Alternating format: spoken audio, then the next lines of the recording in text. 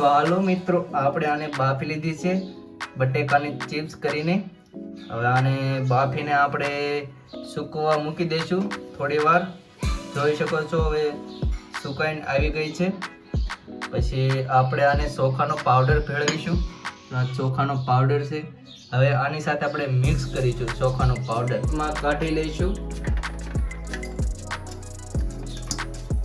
આમાં આપણે છાળી લીધું હતું.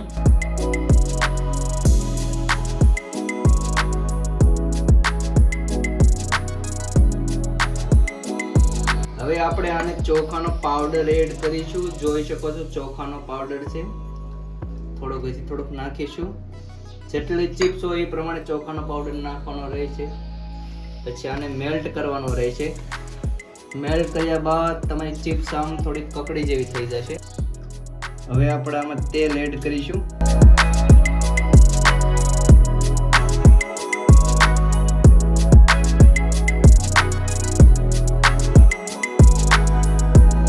જો આમાં પાણી હતું એના કારણે આપણા ચિપ્સનું ઉફાળા મારી ગયું છે. પાણી ધડાકા ભડાકા થઈ રહ્યા છે.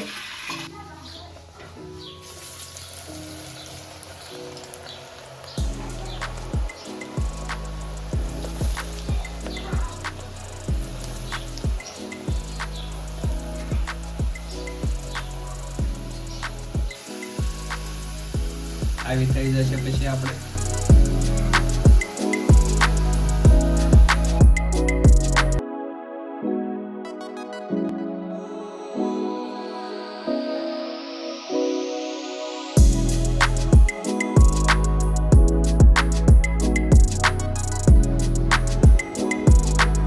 આ ચિપ્સ આપણે તળાઈને તૈયાર થઈ ગઈ છે.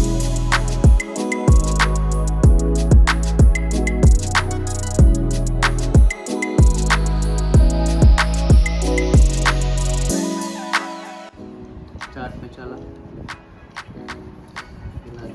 तो उड़ी गया એટલે કઈ થાય છે ને